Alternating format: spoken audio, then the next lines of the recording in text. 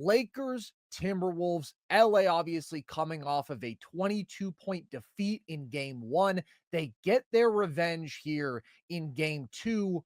What did you take away from this performance and what changed for LA to get this win?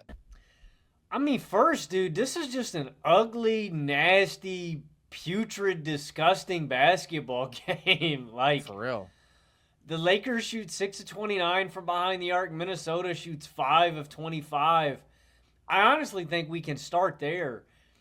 I think one of the biggest differences in this game from game one in this series was Minnesota's supporting cast and their ability to really pull their weight and to make shots. I mean, Naz Reid had an amazing game one. Jaden McDaniels had an amazing game one, and both of those guys came back down, crashing to earth. Along with that, I think I have to give the Lakers credit just for really bringing the energy tonight. I thought they were swarming. I thought they brought the fight to Minnesota, and they played really, really physical. I thought this was a really physical game just in general, too. I thought the refs let both of these teams play really hard. Yeah, man. And honestly, in general, Carson, I've kind of been really pleased with the level of intensity that the refs in all of these games across every series, really, the intensity they've let these guys play with. Like, it's a big difference to me. I don't know if you've felt the difference, but like even last year, I thought that they were way more they were way less lenient. I feel like they're really letting the guys play this year. Well, they're calling fouls at the lowest rate that we have ever seen in the playoffs. Like, I've actually seen that number put out there. So that is 100% true. And you just feel how different playoff basketball is, man. Like, I tweeted out some numbers the other day, but points per game are down by like 9 compared to the regular season. Pace has gone down from like 99 I on like average it. to under What 93. what do you think about it? I love it, bro. I love it. Let's get a little more physical. Let's make buckets a little bit harder to come by.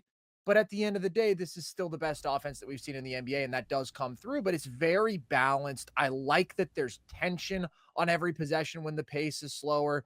I think it's great. I love playoff basketball, and I think it's fun that it's different from the regular season. And like the last 2 years, we have really, really seen that because it was basically the same drop off last year. Pace gets a lot slower, offenses get a bit less efficient, and more physicality is absolutely allowed.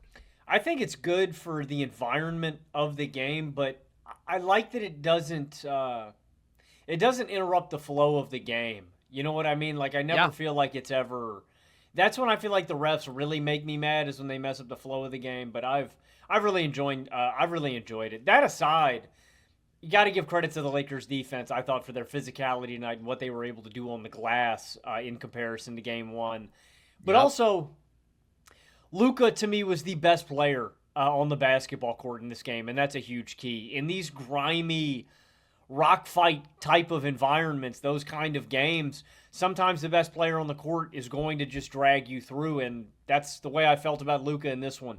14 points in the first quarter, just came out blistering hot, comes out and ends this game with 31 points, 9 assists. And he was able to consistently generate the best offense for either of these teams. And even that, I feel like some of these don't show up in the stat sheet, even though he does finish the game with 31 points and 9 assists. There's some plays in this game where he creates the initial advantage, and then you get a swing into a shot for the Lakers. But those were the real differences to me. I thought that the Lakers were the more physical team. I thought they bullied and beat up on Minnesota. They were better defensively and on the glass. And I thought Luka was the best player on the basketball court in this game. Credit to the Wolves for that hellacious comeback in the fourth quarter to get it to single digits. You know, they hold LA scoreless in the fourth quarter for 3 minutes. But I expected the series to kind of balance out this way, Carson. I think we're in for a 6-7 game series between both of these teams. I think it's interesting that we can kind of get both sides of the coin, a little more offensive-oriented basketball game in game one, a more defensive-oriented one in this one. But I think this is a really balanced series. I still expect the Lakers to pull it out, but those are the big differences, man. The Lakers' defense and Luka was the best player on the court. I completely agree, and the Lakers won this game in the first quarter, man, because honestly, for the last 3 quarters, the Timberwolves were mostly the better team. It's just LA was so utterly dominant in that first quarter. They built themselves such a cushion that they were able to hold on, and they built themselves that cushion in the exact 2 areas that you just laid out. This was a phenomenal defensive effort, and Luka was clearly the best player on the floor, especially in that first quarter. The defensive effort was so impressive. And I talked about how after game one, I didn't want to see a radical shift in scheme from the Lakers. I just wanted to see them execute it better with more intensity, with more physicality, be more aggressive on your closeouts, running shooters off the line. And they did all of those things in this game. The physicality from them was super impressive. Their willingness to sacrifice their bodies was unbelievable. I don't know if I've ever seen that many offensive fouls drawn in a game by one team, man. I mean, they must have drawn 7 or 8, and that's everybody. Austin Reeves draws multiple. Luka draws multiple. So they were very connected. They were very engaged. They were very physical. They were running shooters off the line more and funneling them into help instead of allowing more of those open catch and shoot looks from three. But at the end of the day, they stuck to their principles and they did what they do best. They shrunk the floor, they loaded up on Anthony Edwards, they had aggressive gap help, and they dared Ant to beat them as a passer again. And they dared the Timberwolves shooters to beat them again. And this was just a complete reversal from game one in those respects. Like, I thought the Lakers were much, much better defensively executing their scheme. I also thought Anthony Edwards was way worse as a decision maker, where I thought that he was super willing as a passer in game one and was making all the reads. He has 0 assists in this game. So he's forcing more of those looks that the Lakers want to bait him into. If they can get him to settle for a tough mid-range jumper, that's a win every day of the week. He shoots 37% on those shots. That compared to him getting all the way to the rim or him creating a 3 for a teammate, an open 3 off a kickout pass. Like, they'll take those mid-range jumpers every day, and they got a couple of those from him in this one. So he has to be better. He has to be a playmaker first for the Timberwolves to win this series. And the shooters around him have to be way better, right? They were flamethrowers in game one. They shot 20% from deep in this one. They got a lot fewer looks from deep. And I put a lot of that on Ant and his playmaking. And I give some credit to the Lakers defense as well. But they were terrible when they did have the shots. So this is the thing with Ant's playmaking. Logan, I know that you are a massive, massive Ant fan. The playmaking is inconsistent, man. There are the games where you feel like he's coming into it with the right approach and he's pretty surgical and he's diagnosing things quickly. And then you have the games where you feel like he doesn't trust his teammates. He doesn't want to pass the ball. He wants to try to assert himself as a scorer and sometimes force it. And it felt like it was one of those games. So Ant has to be better as a passer. The Timberwolves have to shoot better from deep to win this series. They didn't do either of those things. The Lakers were significantly better defensively. And Luka Doncic is playing at a really, really high level right now, man. I've expressed some concerns throughout this season for him with the Lakers about him not being the same as a scorer compared to the standard that we're used to. And that was true for a long while. His first 23 games with the Lakers, he was averaging 26.8 points per game on 56.5% true shooting. That's not Luka Doncic production. That's not Luka Doncic efficiency. His last 7 games, Logan, 34.3 points per game on 69% true shooting. The 3 ball is on fire right now, but he looks so comfortable attacking and beating switches. I think he's getting by people more. I think he's getting to the line more. Still not at peak Luka level of a couple years ago, but improvement from where he was at a month ago.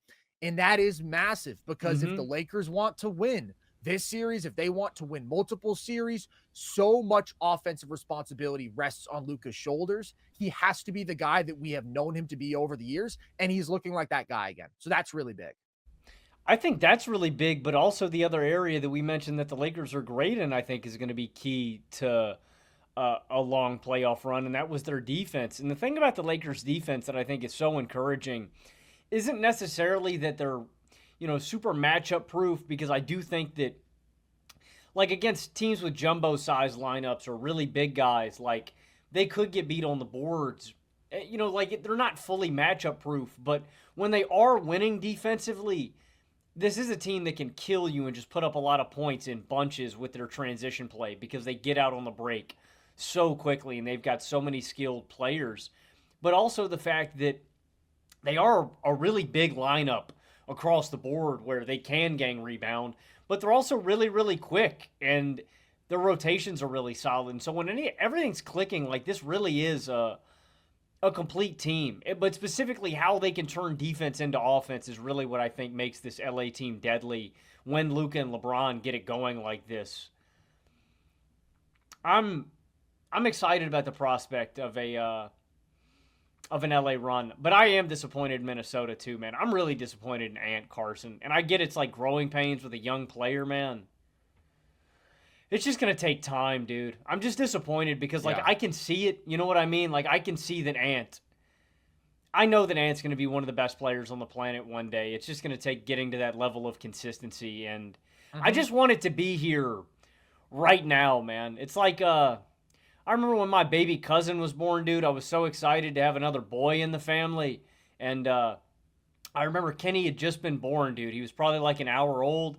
And the first thing that I asked my uncle and aunt was, when can I play with him? And they all just like busted out laughing because I mean, he's literally a newborn. Like, that's how I Yeah. feel with Ant, man. Like, I know that I'm going to You get, just wanna play with him, I, I know that we're going and to I get don't there, blame you. man. And I know that Ant is going to be there, but it's just frustrating when you have a performance like this after such an encouraging game one where it feels like he's so poised and he knows what's expected of him and what he needs to do to execute. And then you just get a game like this where he kind of crashes back down to earth, especially too when I thought Julius Randle played a pretty good game by Yeah. Julius Randle standards, man.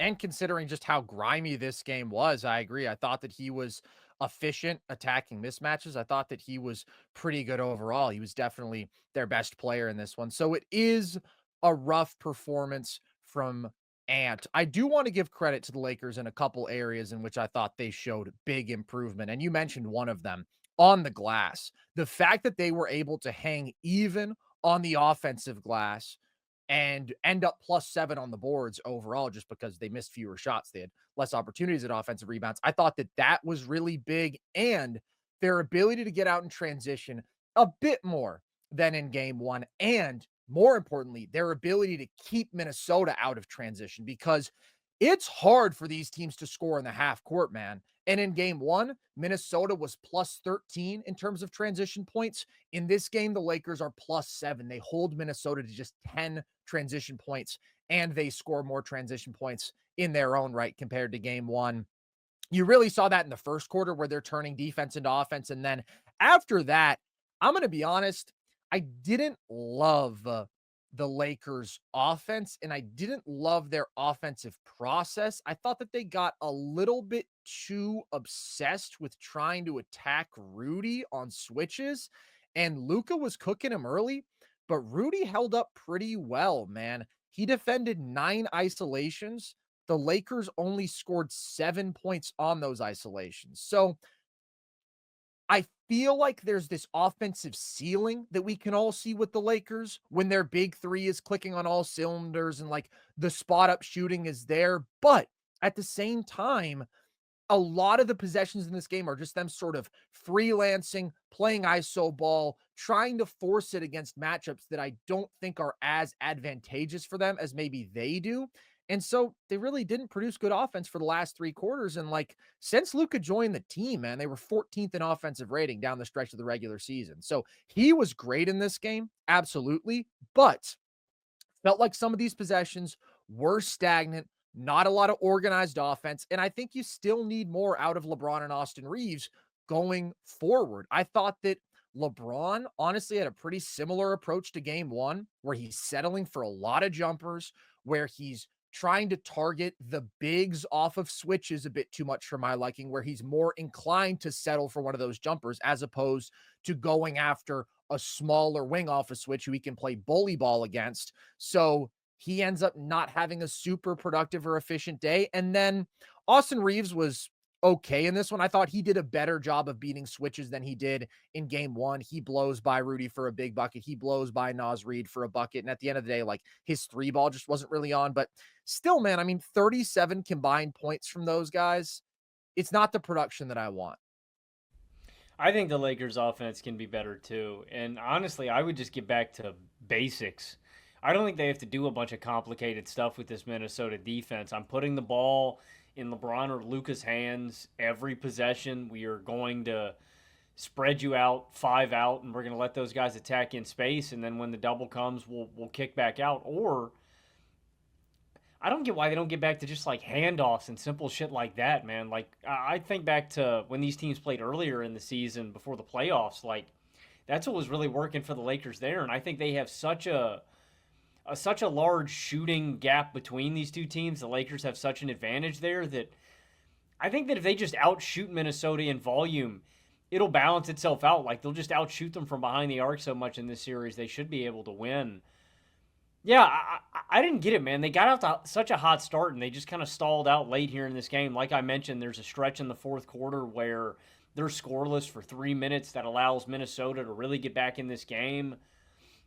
But I mean, I think some of it definitely does get chalked up to the physicality of this game and how just the environment of the playoffs here. But I fundamentally, I agree with you. And I think maybe this can be enough against Minnesota. When we start looking past Minnesota is when I really think that we're going to need LA's offense to really be clicking for them to survive.